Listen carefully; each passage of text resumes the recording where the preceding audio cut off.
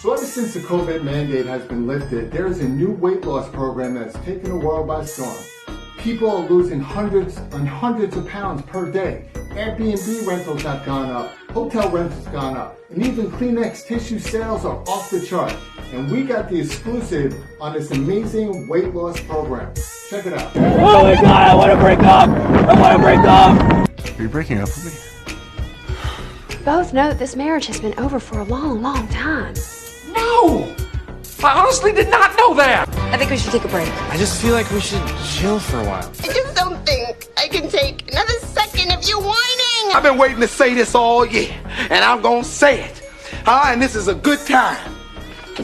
Get the stepping! We'll be right back with Papa Joe Aviance.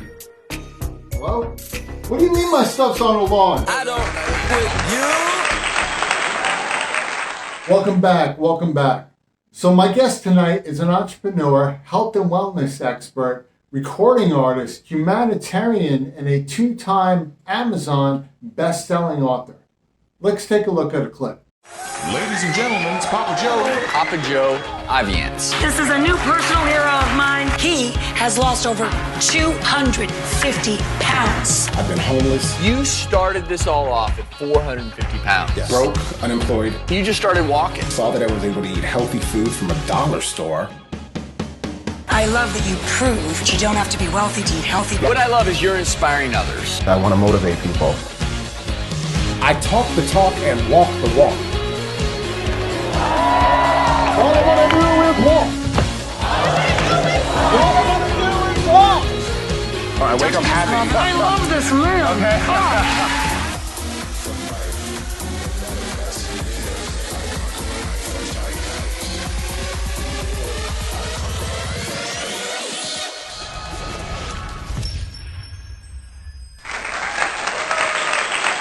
Please welcome to the show, Papa Joe Aviance.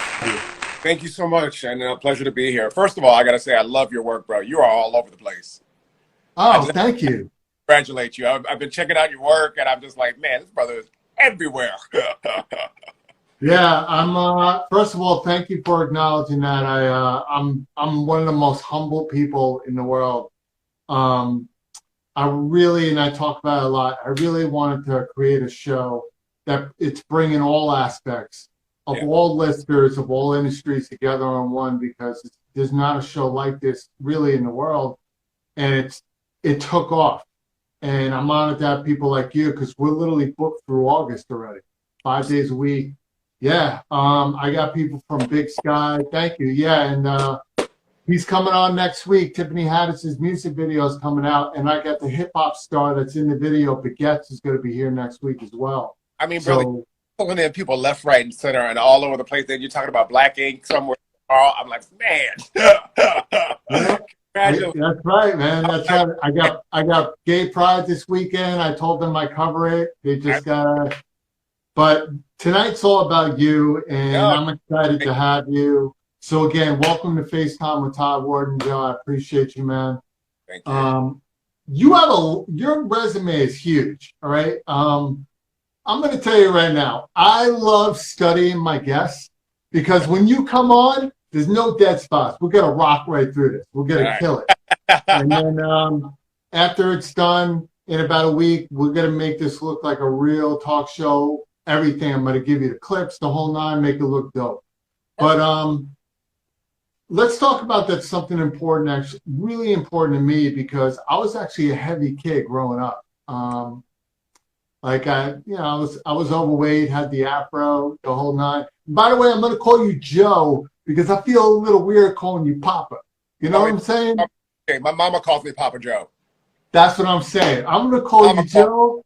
So if it's not weird for her, I say to everybody else, then call me PJ. I'll call you Papa Joe. It's fine. And you know, my mama called me Papa Joe, so if I feel weird hearing it from her, I'm like, Mama, okay. I'm down with it. So your weight loss story is incredible. I watched it on Rachel Ray, and I think I've seen about 7 other episodes that you did from CBS, Cali, everything. What What was the moment that you decided that you had to make a change? That one, there's a moment. It's not like over time. Everybody has a moment that they're like, I need to change this. I need, did you wake up? Were you on a roller coaster ride and you couldn't just get on the seat? Well, that's one of those stories I do have. So that you have in my wheelhouse. No, honestly, it was a double-edged sword for me. Number one, I had an opportunity to do music, and a DJ basically discovered me and wanted to record my voice. I got signed to a label in 10 minutes and did my first track, and it became a top 10 Billboard dance hit. It's called and let people know what that song is that you did. Last Night a DJ Saved My Life. But when I saw myself in the video, that really, it was like I said, a double-edged sword. I was passionate about music, but then I saw myself at the same time. Mm-hmm. And the label had contacted me at the time, and they said, we want you to be the next Biggie Smalls for house music. So I said, Biggie's dead. And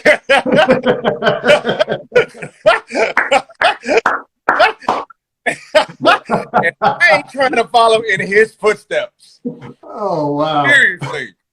So, with that being said, there's actually one shot in the music video, Last Night a DJ Saved My Life, that it was a profile shot, but I saw how heavy I was.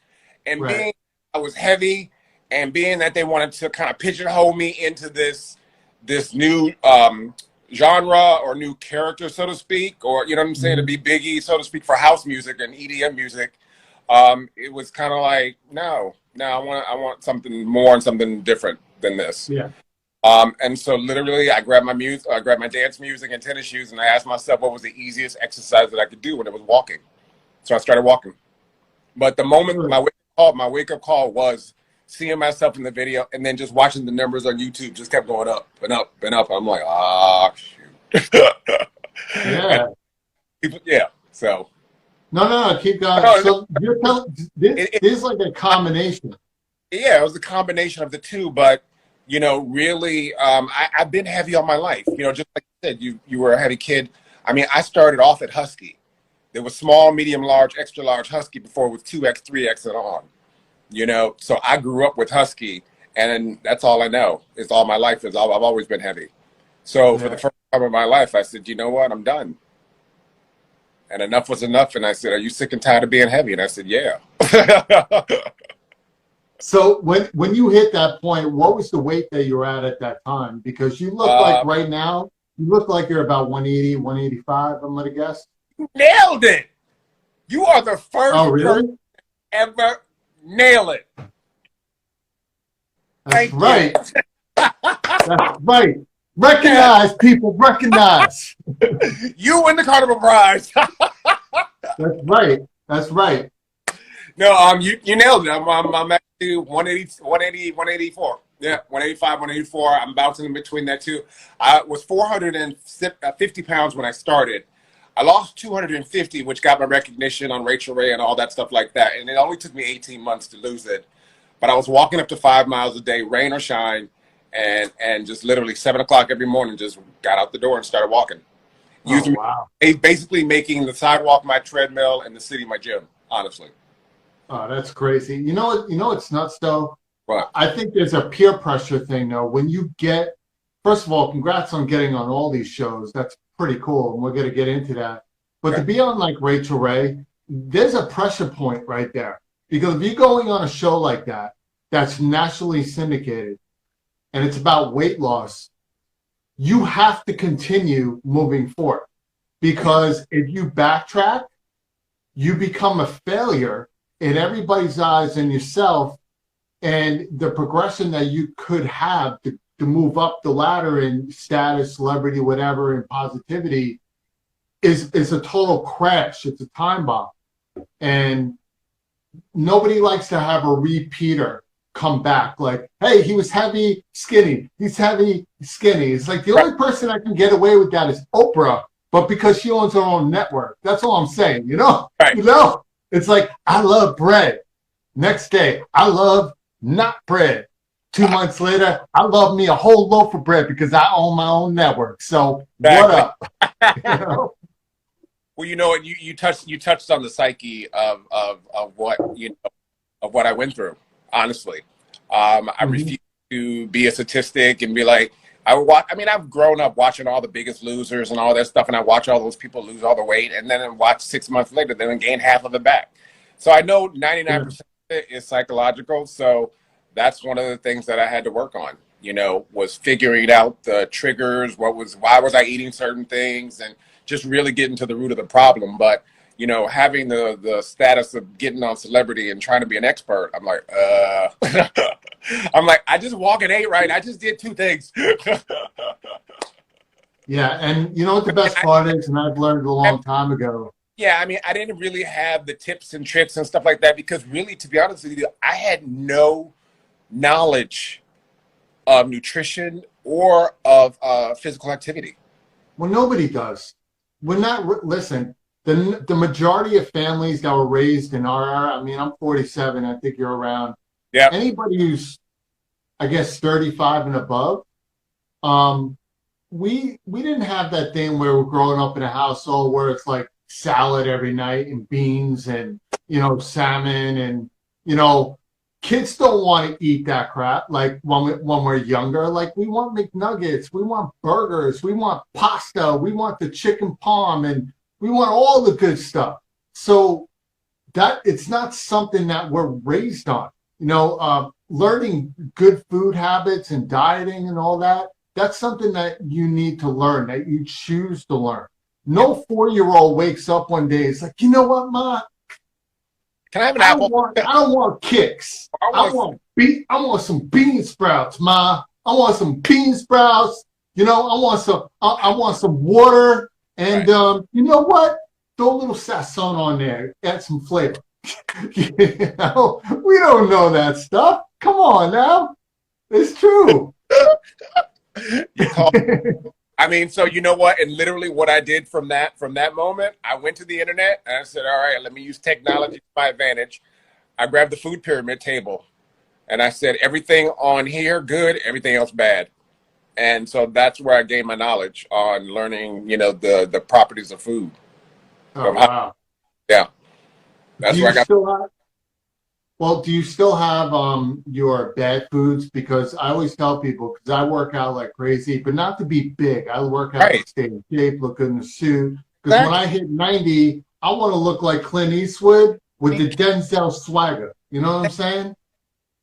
Thank you. That's exactly what I want to look. I want to be 90 years old and still kick it to like a 25-year-old platonically, and just be like, yeah, yeah, I'm 30. I want to be like that. But there is something now that I'm learning, and now that everybody's kind of health conscious a little bit more, and just like you said, you've lost weight and you stick to it, and now I bet you most of this is just habit to you, right? It's easy. That's what people don't understand. To start it, and I know you're gonna agree with it. To start it is the hardest thing because you can't breathe too much when you're running. You want to give up after like 30 seconds. You start running. Yeah. And you're playing like, some hardcore song, whether it's from Rocky or like the song like Smash My Bitch Up from Prodigy, just to get going, like just go crazy. And when you hit that 30-second mark, you're like, you know what? I'm going to start tomorrow. But once you start going, and you start feeling good, right? You leave and you're noticing like, oh, wow, I can see my feet. This is cool. You know what? To be honest with you, even as being heavy as I was, I hated exercise. It seemed like a chore like work to me. It just seemed like something else that I did not want to do. But now I say I hate exercise, but I like the results. Yeah, exactly. But once you get into it, it's normal. It's not hard anymore to eat healthy and exercise. It becomes part of your daily process. Exactly. And if you don't hit the gym, you're like, damn, I forgot to hit the gym today. And you feel really bad about yourself. where you'll make sure you get to it the next day.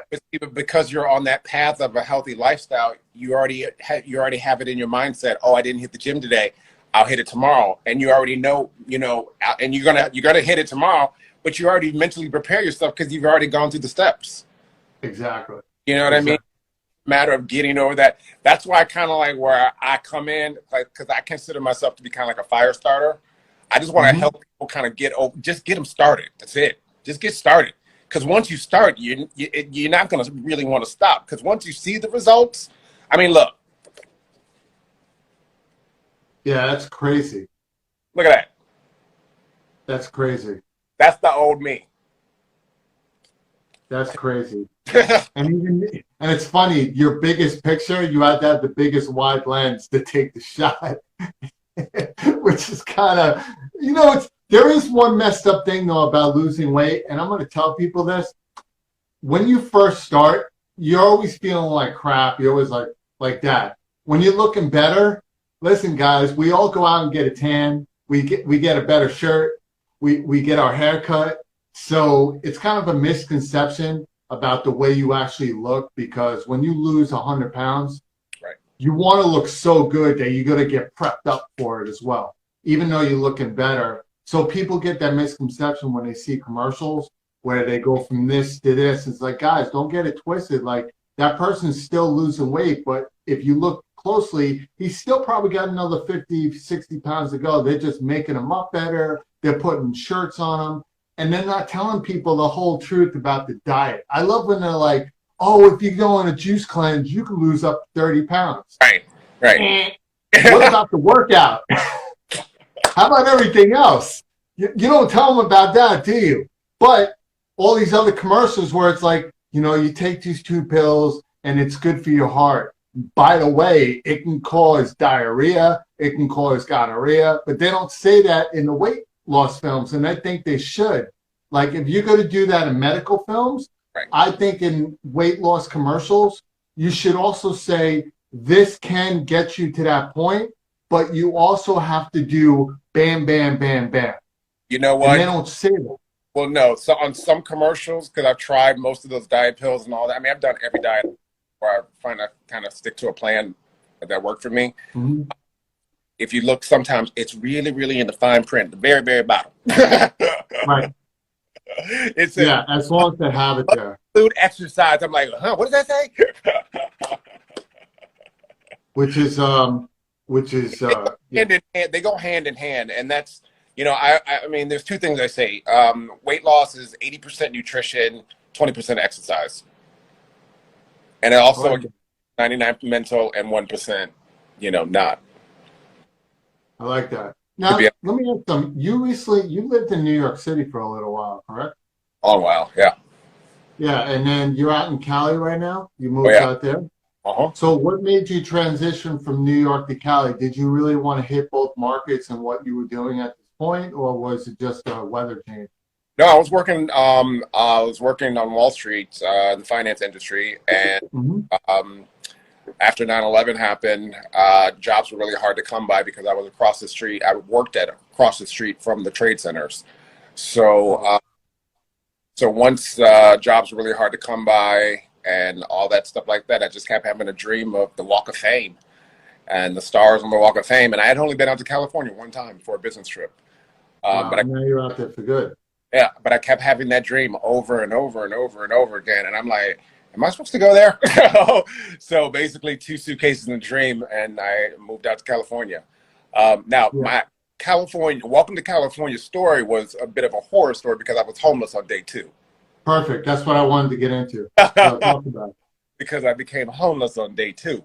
After learning the metro system out here in California, which I did not know, and learning how to transfer to 3 different buses to go get a job interview that I had planned back in New York City because I was trying to have my ducks in a row by coming out here making that move. So what happened was basically got back to my friend's place, and he had my suitcases outside and said, I don't want a roommate, and slammed the door in my face. And then that night, at 3:00 in the morning, I got a bang on the door, and then the door came down, and it was LAPD. A 9mm was stuffed in my mouth, and asked if my name was Lonnie. I said, no. Like that. No. And then all of a sudden, while I'm laying in bed, while this cop has straddled me with a gun 9mm down my throat. Remember, this is day one. This is of just coming to LA. I'm in the CD motel. LAPD bangs down the door, have a 9mm. Asked if my name was Lonnie. I said no. Then all of a sudden, I hear, wrong room. He's over here. And what year was that? 2000. I've been out here for 10 years. Yeah. Yeah. First of all, I mean, hearing stuff like that, if you went on my site, which you did, you already know that story right there hits me home. And that pisses me off, because if that happened right now, me and you would be I'd probably be with you, to be honest with you. You'd be in a whole nother ball game right now. You'd be probably have Ben Crump as your attorney, and probably 25 million deep. Be straight up. Even though you're doing well right now, but I'm gonna get that. Crazy. But I've had those experiences, and that's something that I talk about in my book. And then after the success of the song, that's kind of career-wise what happened next. I did in the weight loss, and then I became an author. Literally back to back to back. But I've had these horror stories, and just some kind of sharing the experiences that I've had being as a heavy person, and also trying to figure out how to lose the weight and change yourself and just transform yourself and be a better person. Again, like yourself, I'm not looking to have a 6-pack or a 12-pack and be on the cover of Men's Fitness. Oh no, I got. Oh, you feel? I got it. And I'm like, wait, this is rated PG-13 TV. I can't be doing this. Okay. Doing that. I love how this interview is going. You're flowing through everything that we're talking about. Let's get into the author part. People don't realize, like, when people are like, hey, I'm going to do a book. No, you're not. And the reason why I say that to a lot of people, I don't think they understand.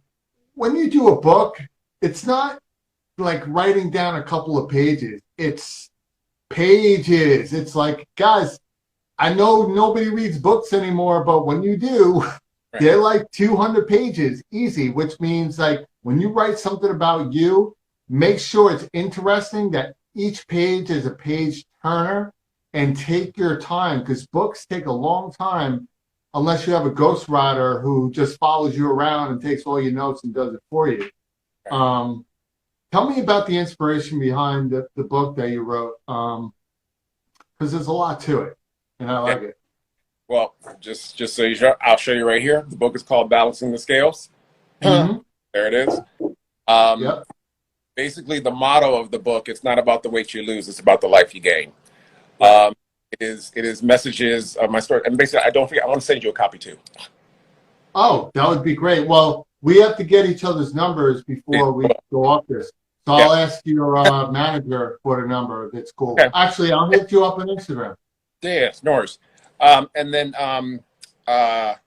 basically, when I wrote the book, it was kind of just the catalyst, because I wanted to leave something behind. And just make sure that no one else kind of falls through the same pitfalls that I've kind of go through.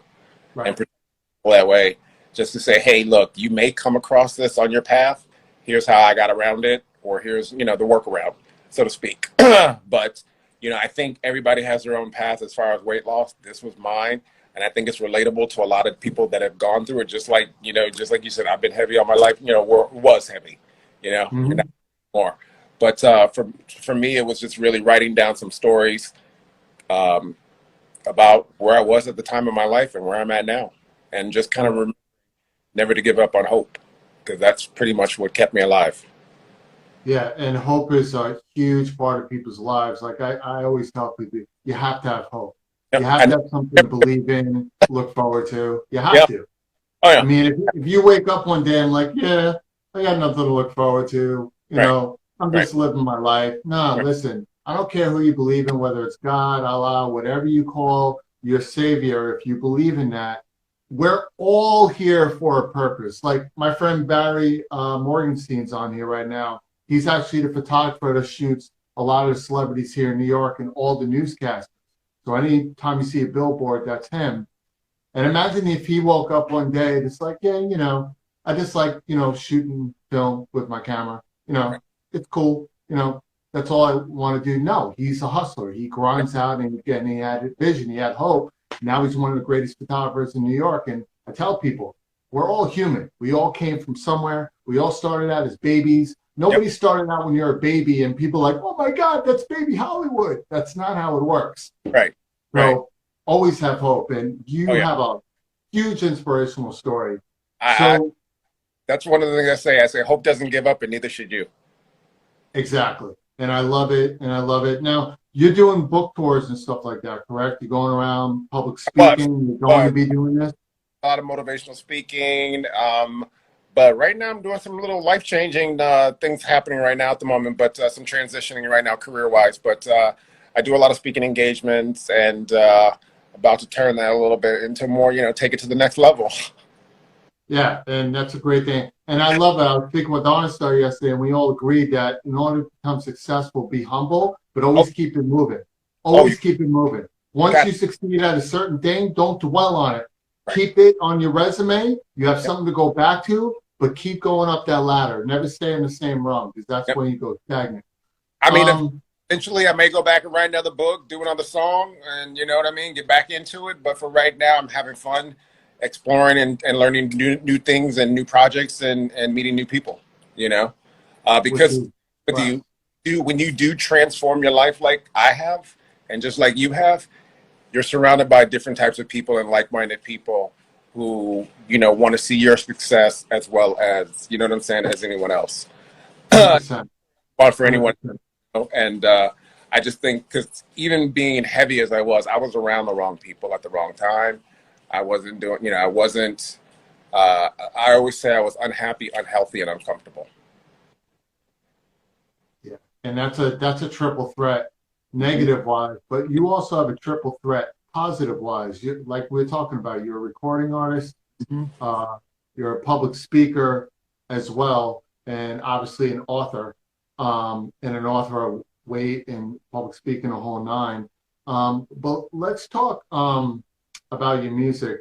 When you were doing that song, you ended up doing a lot of, singing engagements, this and that. What was your favorite place or favorite thing that you did when it came to your music? Like, was there a certain point where you just like, wow, this is incredible. This one song that I'm a part of is everywhere.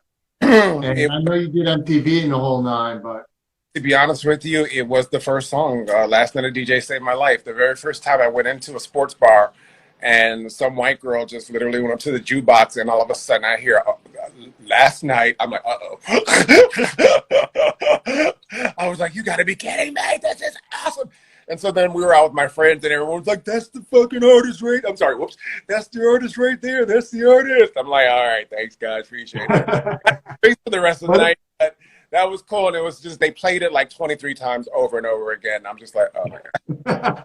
You're like, man, do I have to hear this song again? Well, they kept doing it, you know what I mean? And again, we were a sports bar, everybody was drunk, the music was on, everyone was dancing, and then of course, if I'm in the room, and they were like, every time my part came on, everybody singing it, and it was a great night and a great moment, and I said it was something that I will always remember. Which is really, really incredible. Like I said, I was just sitting with my friends, and we're just, listening to music on the jukebox, and then all of a sudden I hear the song, and I'm watching the girl go to the jukebox, and I see her. I'm watching the girl go to the jukebox, everyone's partying, this, that, and the other, and all of a sudden I just listen, and I hear the voice, the opening of the track, and I hear Lula saying Last Night, and I'm like, oh my God, that's my song. Oh my God, bro! I gotta tell you something. You look great, bro. By the way.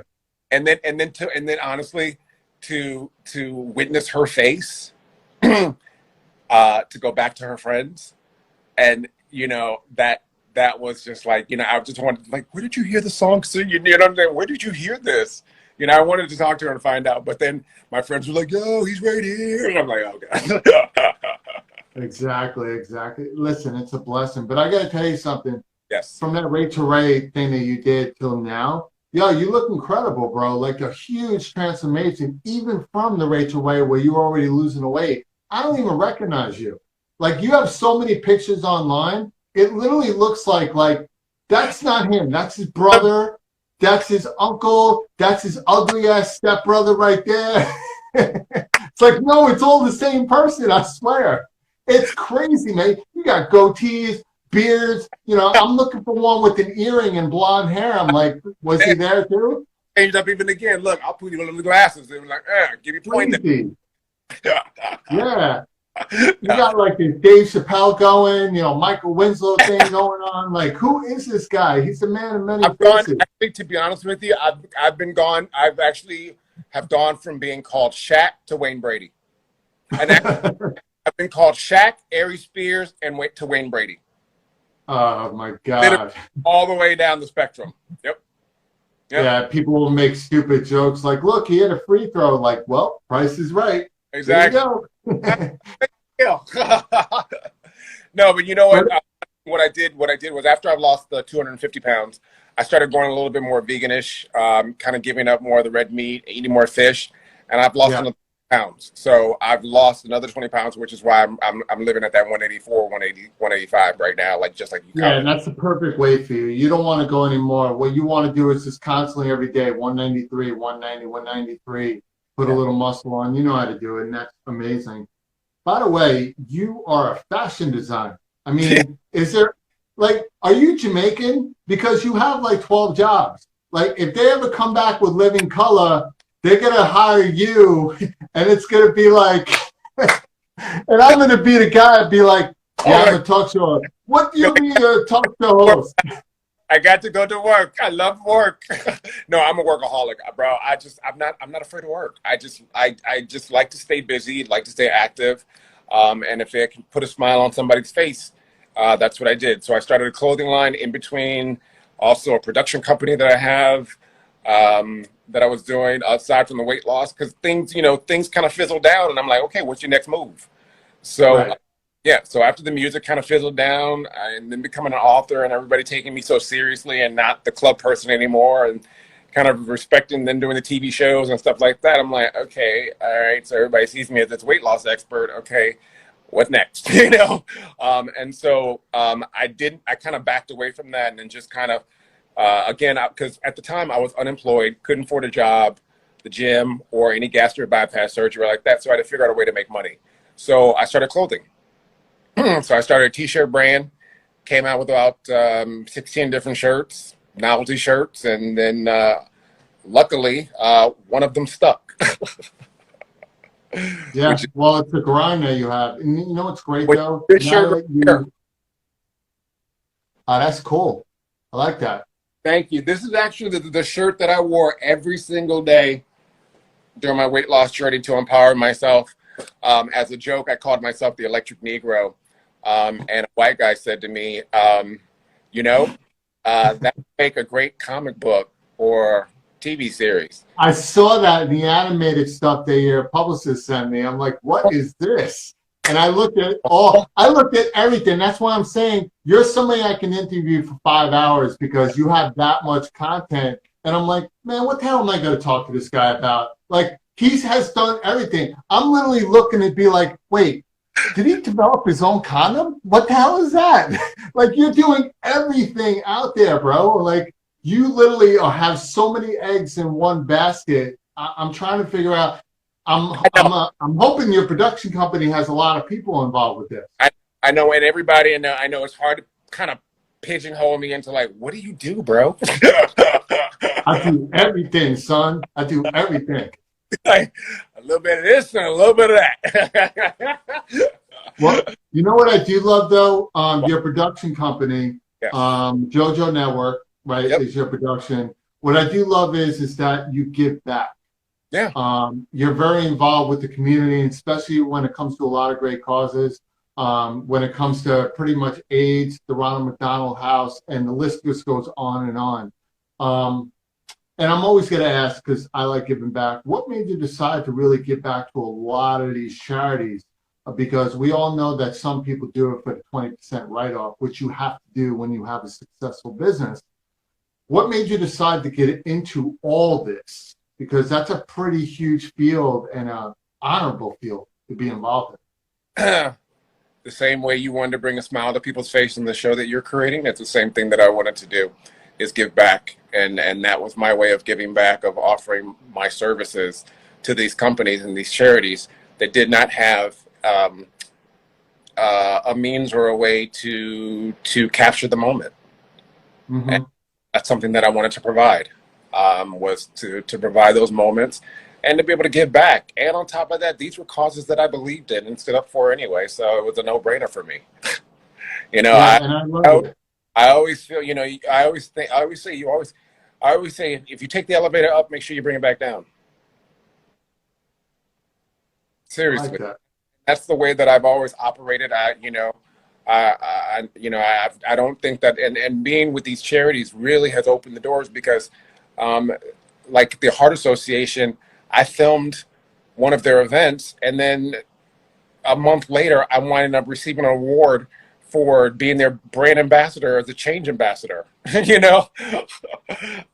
And then I wind up emceeing all of their Heart Walk events in Los Angeles.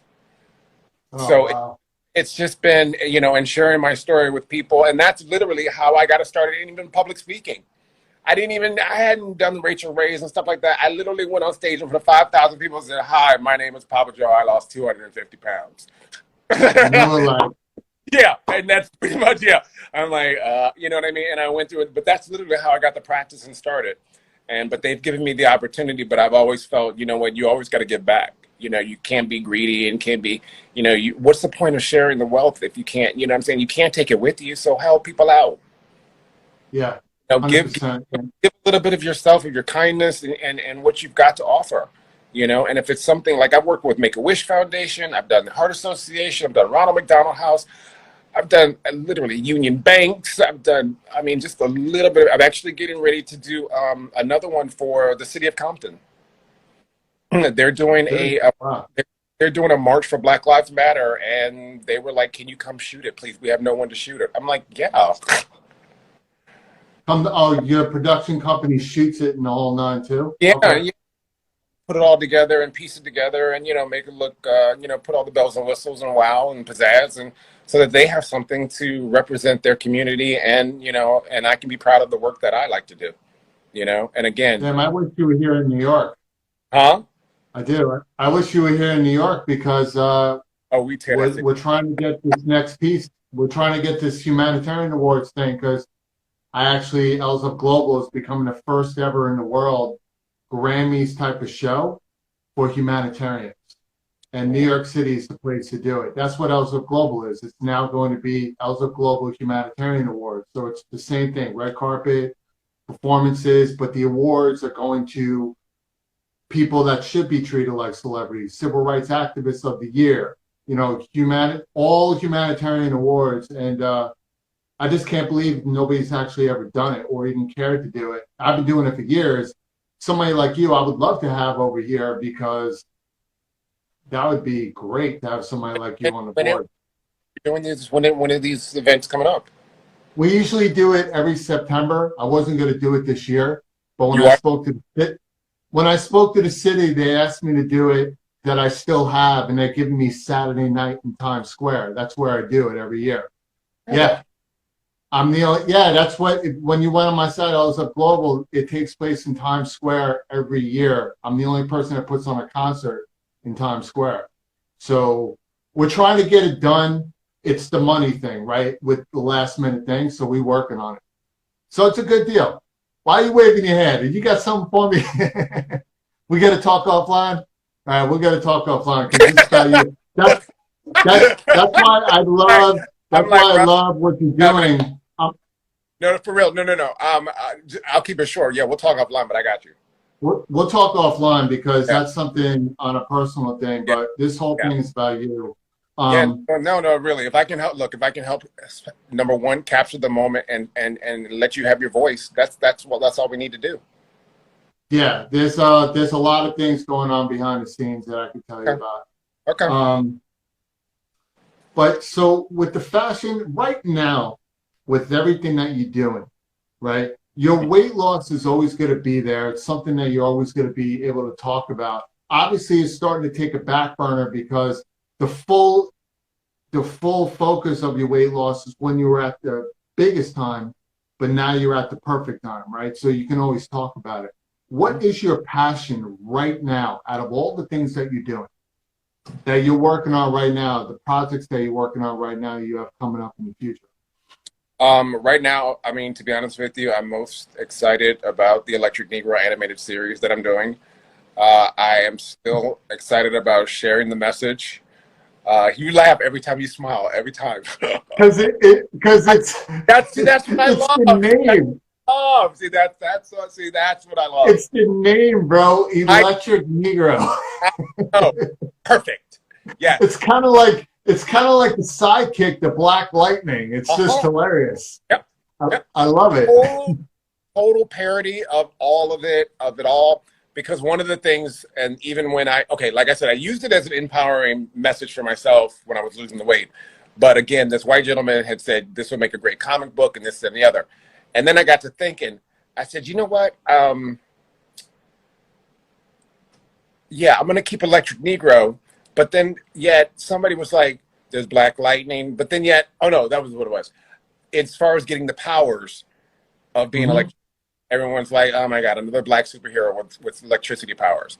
But if you think about it, there's Black Lightning, Spider-Man. Remember, Jamie Foxx played the villain. The villain had electricity. The villain, yeah. Shockwave or something like that it was called? Yeah, Static Shock. Yeah. So basically what I wanted to do was, I'm making fun of it, but it's kind of like a parody side of black superheroes with electricity powers. And because my always thing is, why can't black people throw chunks or turn green? Yeah, that would be great. You should do an episode where you kill Kenny on South Park. Yeah, I'm working on it. But I'm really passionate about it because it's something that I'm developing from scratch. I like getting my hands dirty. I like learning. I like kind of soaking in the knowledge and just kind of getting the expertise from other people that are in the industry. But it's growing, and I've been cultivating the idea for about 5 years now. But it's coming to fruition where networks are interested. I got a few pitch meetings that I'm working on right now. And then also the second thing that I'm most passionate about is, again, just sharing the story and getting the message out there. I have a health and wellness show that is currently in development. So I will never forget where I came from. Yeah, and you shouldn't. Now, this health and wellness show, I have to assume it's going to revolve around cooking, good foods, and other aspects as well. I could definitely see you going back on Rachel Ray and talking about it, which I think would be great. I think she would love to have you back, to be honest with you. She gave you a big hug. She's like, I love this man. I love him. Well, it's so funny. Every time I've gone on her show, I'm literally, she palms my head, she takes my head, she goes like, rah! I don't know, man. I wonder why women like guys that have bald heads. I wonder what that's all about. Up too. I was like, you know what? I'm like, okay, come on. But literally every time she just palmed my head, she's like, come here. No, but I'm really excited about, like I said, Electric Negro and just sharing the message and getting it back out there with the health and wellness, because to me, again, it really is. I mean, look, statistics say that in the year 2030, 1/3 of just U.S. Americans will be overweight. By 100%, I agree with that. 1/3 of the U.S. population will be overweight, which is then going to cause diabetes, heart disease, all the other health-related issues that come into play. We ain't got time for that. And I'll be honest with you, the COVID pandemic is what caused weight gain in the past year, because once you lock down the gyms, a lot of the even some of the supermarkets were closed. Yep. You had no choice but to shop at delis and everywhere else. And when people have this mindset that, well, I'm unemployed, we're not going to be going anywhere for about 6 months, so who the hell do I have to look good for? So people are like, screw it, I'm going to eat whatever I want. And when everything comes back, I'm going to go work out again. Right. And so many people did that. I actually didn't do that. I actually worked out harder because when I came back, people like, how did you lose all the weight? I'm like, honestly, I didn't. I just maintained and I worked out and I started getting videos on TVs, learning more about yoga and stuff. Don't get me wrong. Once in a while, I ate some ice cream. I'm not gonna lie to you, Of course. but In the middle I didn't want to come out of there looking like Humpty Dumpty. Right. You know, like, you know, it's kind of like, hey, Todd went to jail and he came out looking, what the freak is going on here? And that's pretty much what a lot of people are doing right now. And by the way, your weight loss inspired my parody that I did for you today. I don't know if you got to see it. Bro, you're funny. You're hilarious. You're hilarious. Thanks, man. You're in the perfect job. I can say that right now. You're in the perfect job. It's a lot of fun. And you know what the biggest honor I have is I get to speak to people like you on a daily basis that I've never met before. And most of my guests I've become friends with for life because I always tell people when you meet somebody, take 5 minutes to get to know them. And within those 5 minutes, you can really, really understand whether you're going to rock with this person or not by their body movement, by their personality, by the way they speak, their whole aura about them, because you can't do that through a text or through an email. You just can't. Welcome to FaceTime with Todd. That's right, man. FaceTime. Yeah, that's right. I don't have a face for radio, ladies. What's up? You know? That's why we're here. That's right. Well, I'm going to be honest with you, man. When I get my studio, hopefully that'll come in season 3, maybe 4. I'm not sure yet because we're working on that. I would love to have you back in the studio. Please. I would love to do that. We're going to type of segment that you have. Reconnect on all this stuff and all the stuff you got working on. And yeah. But congratulations. Well, I'm going to connect with you after this interview. After this, I'm going to hit you up. So I want to talk to you after this. Please. But congratulations to you on season 2. Thank you, man. I appreciate that. Well, congratulations on season 2. Yes, thank you, brother. I appreciate that. It's a lot of fun. A lot of fun. And congratulations to you on everything: fashion, music, author, public speaker, good guy. He's got like 8 lists of all the Hollywood people out there. And don't forget. That's backwards. What does that say? I got you. Oh, Electric Negro. You know what's messed up? Somebody's going to take this clip and send it to CNN and be like, Todd Wharton, a racist. He called him an Electric Negro. I'm like, yeah. So I'm white static. What up? Exactly. That's my tag team partner. Oh, you just give me another idea. Thanks, bro. White static. Oh, I kind of like that. Add that. Edit. Put it in your book. That's put it in the thing. White static. That's what I'm talking about. You think I'm joking? I'm actually writing it down. And then you can have an invisible superhero and call him Clear Shockwave. Actually, we were thinking of something along the lines with Casper, but I like yours. I like the other one, White Static. Thank you. White Static. I like that. White Static is a superhero. He's smooth. He got game. You know what I'm saying? But okay. he makes all the hairs on the women grow. That's what he does. What's his powers? White Static. My power. My power is charms and good looks. What else? What are you doing? How you fighting crime and against the villains? What's power? Oh man, well, I got it. That's hard, man. You're putting me on the spot. How do I fight crime? Like, world. Yeah. Normally I'm on point. I can jump right into it. It's like White Static, my thing. I'd be like, yeah, White Static. I kill people with my sharpness. That's but you know what? Look, you would take it. Look how serious you took it for 2 seconds. Be like to really give it some thought for 2 seconds and be like, what would be my superpower? You know what I'm saying? So that's something that you can work on. Well, I'm going to work on my superpower. Look, as you continue to grow, and as you continue this journey that you're on with the show and all the other things that you're doing, just mastering that superpower that you have. Thank you, man. I like that. Thank you, bro. I'm being serious with you, bro. I'm not here to BS you or nothing like that, or blow smoke up your butt or anything like that. I'm talking truth. You know what I'm saying? I appreciate hustle, and I like the work that you're doing, and I think you're a voice and a force to be reckoned with. Thanks, man. Thanks.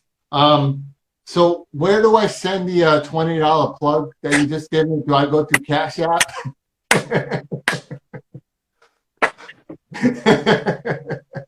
You use Venmo? Like, what's up? You know what? We'll go for a drink. We'll go for a drink and sit down and chill, and that's how you can repay. That sounds like a plan. So and look. Meanwhile, you're over there static and like doing shock things like ah. That's right. We're gonna think of a superpower for that comic. Seriously, okay. Be a good one. We're gonna be a good one. Next time I come back, better be ready. Oh, I'm ready. I'm ready for it, man. So, Joe, listen, I appreciate you for being on FaceTime with Todd Wharton. You are definitely an inspiration to not only me, but so many people around the world for what you're doing, and you never give up. And that's honestly what weight loss is all about. It's never give up and never give in at all. I sound like a superhero. Never give up, never give in. But I appreciate you, man. And thank you for being on FaceTime with Todd Wharton, man. Thank you. Brother. All right now. Thank you, everybody, for tuning in, and thank you for Papa Joe Aviance for being such an inspirational guest. Tune in tomorrow night as I'll be interviewing hip-hop legend Big Daddy Kane. And as I always say, if you're not living a passionate life, then whose life are you living? Have a great night, everyone. Take care. Hey, guys, thanks for watching. And while you're here, you might as well subscribe to my YouTube channel. And for more information on the show, go to FaceTimeWithToddWharton.com. Ma, I'm shooting a promo. Why you always gotta ruin my flavor?